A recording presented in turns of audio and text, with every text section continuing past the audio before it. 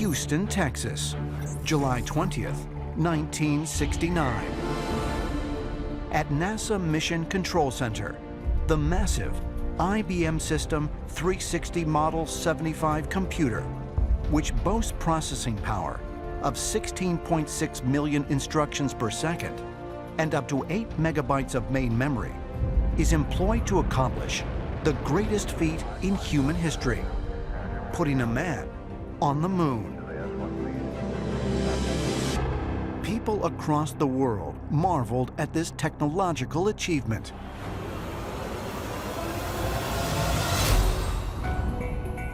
But incredibly, only 6 decades later, a handheld device weighing less than half a pound dwarfs the total technology NASA possessed in 1969. Today's smartphone contains a staggering 1 million times the computing power used to carry out the moon landing. What we had when they went to the moon is like nothing compared to what an average teenager carries around now. I mean, the kind of computing power, the ability to access information, the ability to reach people. It's an astonishing technological achievement. You can only imagine what's going to happen in 30 years from now. What we think is so advanced is going to be so not advanced. According to ancient astronaut theorists, at specific points in history, extraterrestrials have influenced certain individuals to allow humanity to make major leaps forward. And they propose that this is continued up until modern times. As evidence, they point to the visionary who jump-started the microcomputer revolution, Steve Jobs. Steve Jobs was one of the greatest visionaries in Silicon Valley. The idea of what he was doing is how you popularize computing. A lot of people who were early in computing didn't think about people using them. And he managed to deliver into the hands of consumers a device that was usable, it was intuitive, it was easy to use, it was easy to understand, and that is not a small thing. In the simplicity and the beauty of it, he made something that was just perfect.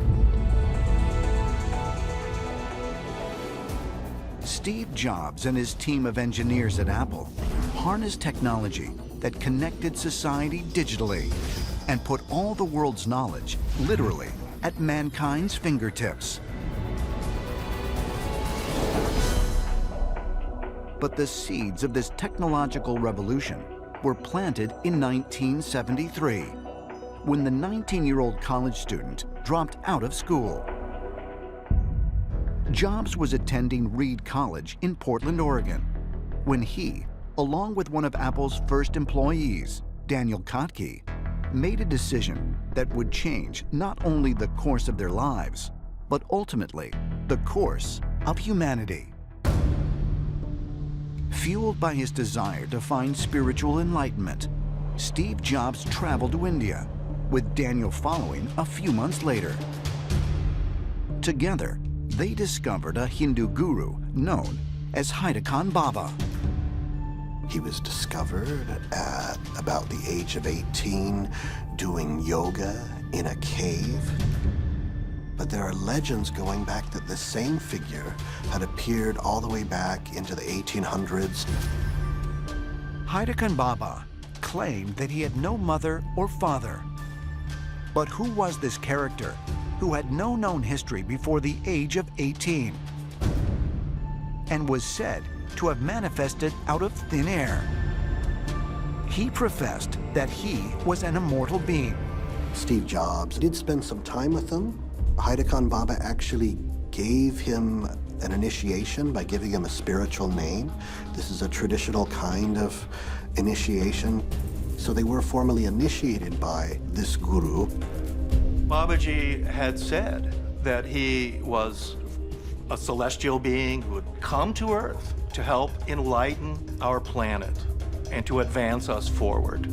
And we have to wonder, is it possible that Stephen Jobs was being influenced telepathically by an extraterrestrial entity named Babaji?